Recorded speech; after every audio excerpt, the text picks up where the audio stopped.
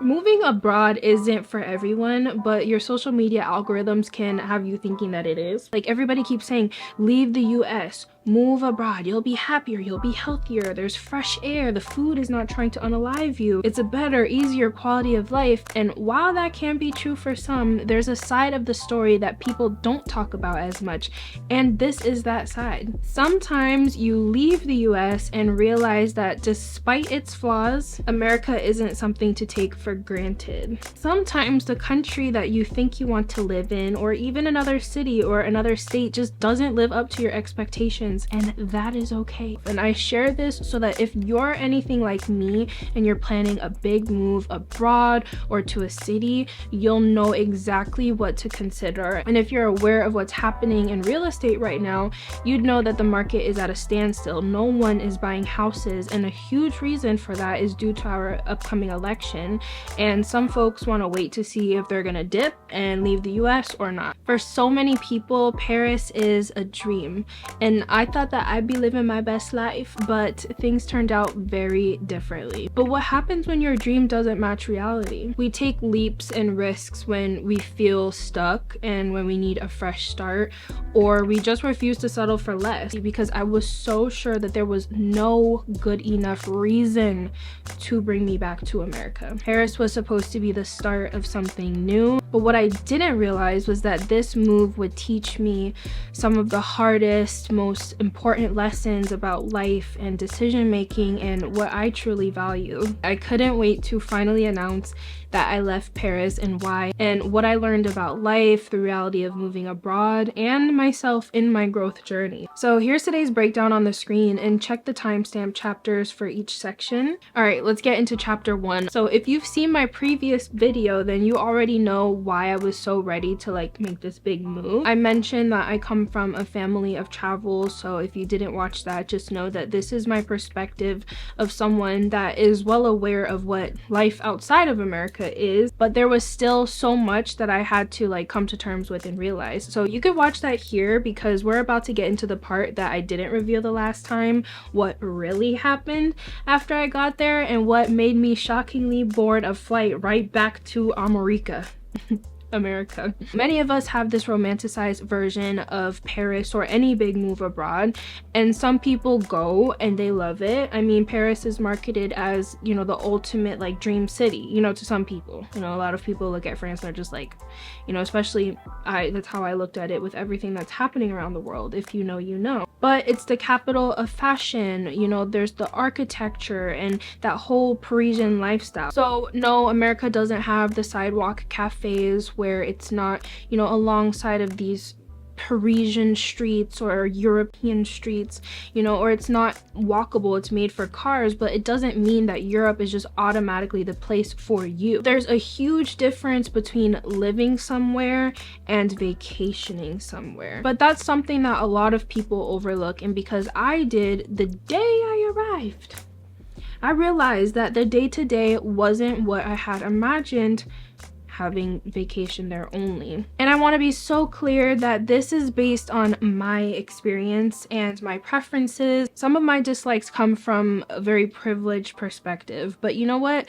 This is how you learn about yourself. And I share this so that if you're anything like me and you're planning a big move abroad or to a city, you'll know exactly what to consider. After the initial excitement, reality really hit, and it wasn't the Paris that I had met. So we didn't get a place sight unseen, as soon as we got to Paris, okay, boom, we got an apartment. No, we needed to feel out each area so that when it came time to get an apartment to rent, we knew exactly what areas that we were looking in.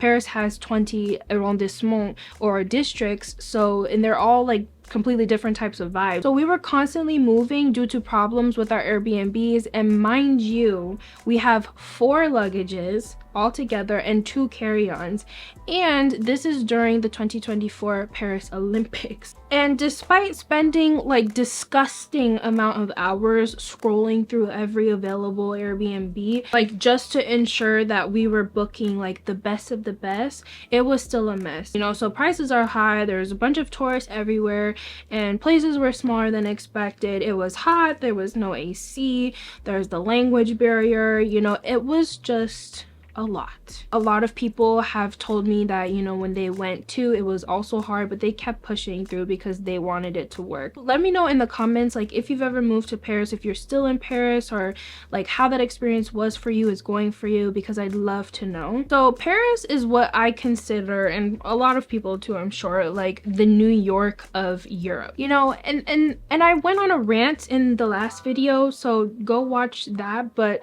I'm gonna bring up the smells, I'm gonna bring it up again. But you know, anytime you're in a city, you're going to get those like huge whiffs that are just so unbearable, but it's also the people. Running errands was something that was very complicated. Going shopping was a lot because the stores were smaller, so we also had to go like almost every day. You can only carry so much on foot. If you're a city kind of girly, you'll probably be more used to it and be like, Jessie, that's not that big of a deal. But see me, I'm a suburban chick. I love a plaza. I love a parking lot. Not a parking garage, a parking lot. I love a Sprouts and I love my Target, okay? And something most people don't know is that in August in France, most small businesses are closed for the entire month. And honey, that would never happen in the US because, you know, everybody's so entitled here, you know, like we need that 24/7 convenience. You know, soon as a place is not convenient and accommodating, people leave bad reviews, you know, like it's just what it is here.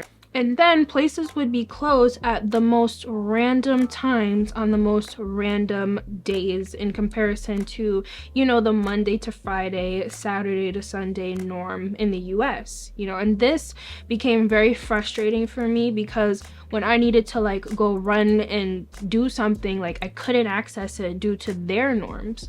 You know, I wasn't catching on to what their days were. And then the public transportation is a whole different story. You know, I pictured the strolls around Paris, which we definitely did, you know. That was very much that, you know, romanticizing the day sometimes and just like loving the vibe of just the streets and like the beauty of the city. On the other hand, I was on high alert. You know, the metro is dirty and crowded and pickpockets are everywhere, especially during rush hour, and thankfully like we never had an issue with that, but it's something to be very aware of, just so you know. And Parisian luxury is very different from what we're used to in the US, like in LA, like Miami, Atlanta. You know, luxury means the ceiling to floor windows, the modern amenities. In Paris, you're likely not getting AC, sometimes not even a washer or a dryer, and apartments are old and they're not always well maintained, like especially on the inside.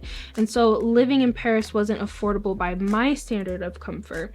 And people don't realize how expensive it is to live up to the Parisian dream. You know what you see in the media, you know how you see people do Paris, you know, certain look, but they don't have the conveniences and obviously the amenities that I expect. Even though Paris is an international city, it's best to learn the language, and so take classes, use apps like Babbel, Duolingo, or Mango, especially like if you're ever hurt or you need an appointment or you simply need help, you know, like you want to be able to communicate with people because you don't want to rely on like cell signal, your phone. And I will say, like, it's fairly easy to get by like just English. I mean, we can parlez-vous a little français, but it's just not something that you want to rely on long term. Parisian luxury is subtle, it's about old world charm, and you know, it's humble, stylish apartments. It's not the modern big space luxury you'd find in LA or in big metropolitan areas that are booming with brand new development in the US, you know, because it's not the US, it's not America, it's Europe. So the glamorous idea that I had of Paris because of my first trip, it didn't match the lifestyle that I wanted and would be willing to pay 2 to 3 times more for than I would here, and leaving out a lot of the things that I want and need. So the more I struggled with the reality of Paris, you know, it was like the more I realized what I actually needed in life. It's comfort, it's convenience, and luxury. In the US, like if I needed something, I could just hop in my car and be at the store in minutes. In Paris, without that freedom, you know, everything from running errands to the public transportation, it just reminded me of how badly I missed America. about the trash and the smells, like those things would just, it just started to affect my mood. Like, I'm not sure if it's extremely obvious by now that I'm a Taurus. Taurus sun, an April Taurus. Luxury means something different to all of us. You might hear what I've described as luxury and be like, that's not important to me. Somebody like me, I'm willing to spend more money on rent than I am to like spend money on a purse, because having like a 2-bedroom 2-bathroom is more important to me than having, you know, a nice designer bag or just loads of, you know, the latest makeup. I'm a minimalist at heart, and it's important for me to like drive a nice car, live in a nice place, whereas somebody else may be a little bit more modest and, you know, spend their money on the makeup and the designer shoes. Everybody is just so different, and I just wanted to kind of like add that as a side note. So while Paris didn't give me the experience that I had like envisioned, it gave me something far more valuable, which is clarity. It's okay to be bougie, and it's okay to have high standards of living. It's my birthright, and it's your birthright to have the experiences that we desire, because we simply deserve it. As much as I wanted to like fall in love with Paris, I just had to face the truth. The romanticized version that I had wasn't real. And that brings me to chapter 2, the decision to leave. So there were several breaking points. So keep in mind, all of these places that we stayed at were brand new, like freshly renovated, excellent reviews. And so it started with our first Airbnb in Lyon, like day 1, but I talked about that in the last video. But the next place, when we got back to Paris, like we were set to stay for a month, until, y'all, I got the bed bug bites. Like, that is just, it is so nasty. Like, it would literally crawl my skin, seeing it on my skin and then thinking about it. Like, I'm not gonna show you, of course, so don't worry. But I don't know if you know or saw this, but Paris was going like super viral last year for an outbreak, and there were so many videos like on TikTok with mattresses all over the streets. But thankfully we left. Not only that, but also because like the pictures were a lie, you know, it was way smaller than it appeared to, and the street was funky as hell, and it wasn't residential. And then at the next place, like random people kept coming in without knocking. I mean, it turns out it was housekeeping, which isn't normal, you know, like with Airbnb. But then there were these tiny bugs on the ceiling, and exterminators had to come because, you know, France doesn't have mesh on their windows. And then the place after that, it was by the Eiffel Tower in the area of our dreams, the 7th arrondissement. And we booked it for 2 months until the bathroom started flooding. The sinks, the toilet, the showers, and then our hosts ghosted us. So it just felt like it was one thing after another. So we had to book a 5th place since the flooding wasn't being fixed. Like, yet again, the hospitality and the convenience were just lacking, and we still wanted to give it a try. We splurged on a gorgeous $35K a month spot for a couple of nights before moving to our 6th place. You'll hear why we left, but first, here's a sweet moment with my mom. This is the Paris that we met. You're gonna cry. Oh, mommy. Oh, Pookie. Oh. We're gonna see it sparkle tonight. Look, you can go outside. We stay up all night till 1 o'clock when it stops sparkling. Oh, wow. Look at everything we went through just to get this. Love you so much.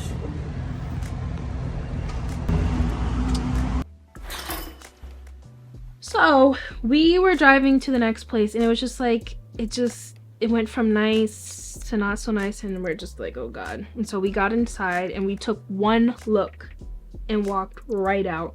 Like, it was filthy.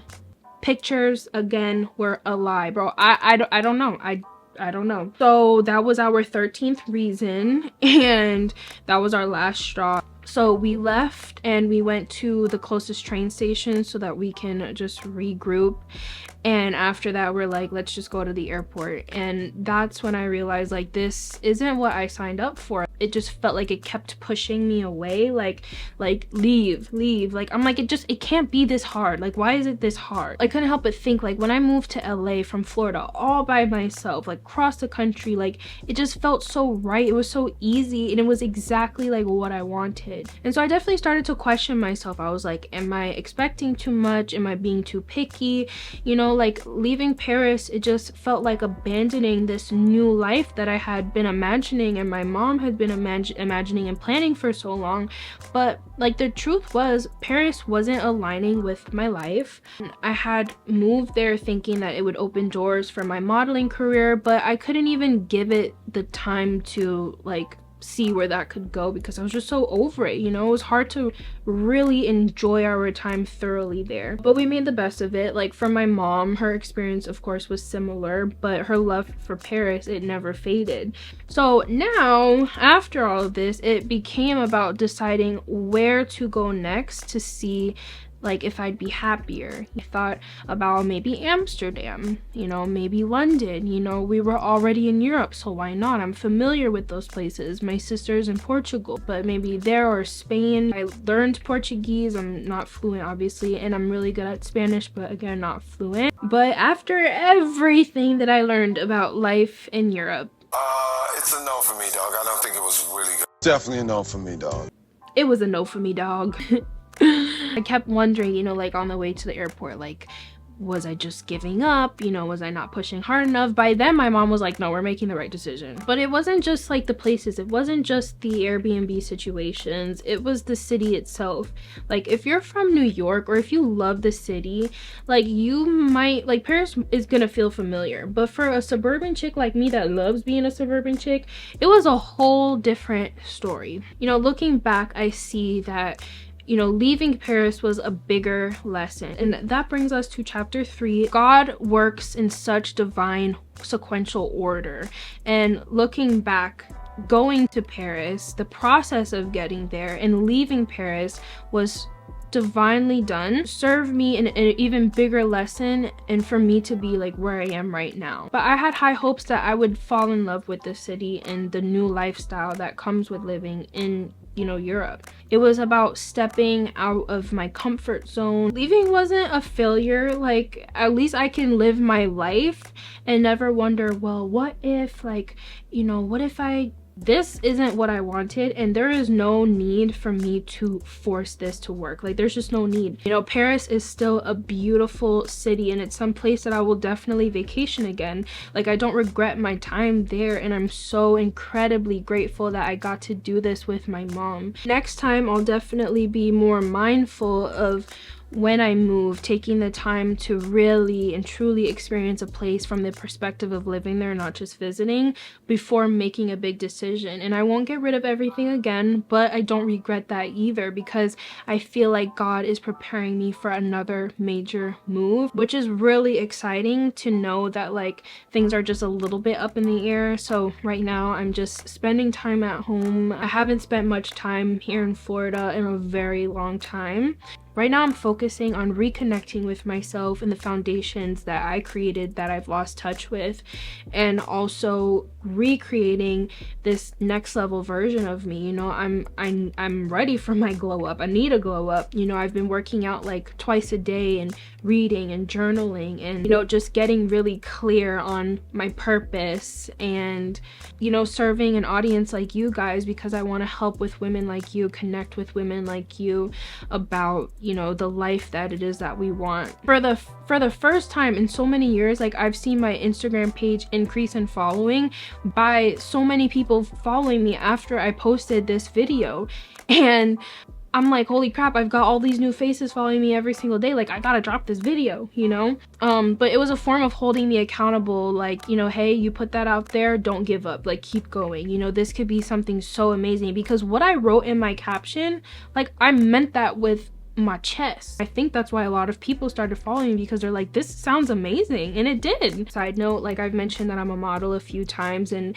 if you're an aspiring model and you're looking to get signed, definitely check the description box for resources. Have you ever taken a big risk that didn't turn out the way that you expected, and how did you handle it? Because I'd love to hear from you in the comments. So if you enjoyed your time here, or if this video resonated with you, don't forget to thumbs up and leave a comment and subscribe for more updates. Your support not only helps me grow my channel, but it also helps more women like you find my videos when you interact. And so I've got a lot of exciting content to come, and more about the journey and growth, wellness, and relationships. So if you're into relatable and sometimes controversial takes, I'm excited to welcome you into our growing community.